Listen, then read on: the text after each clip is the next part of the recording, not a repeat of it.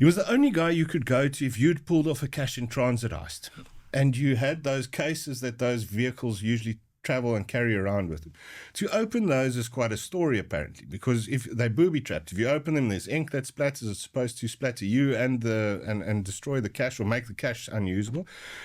Pineapple was a man who could open these for these cash in transit gangs.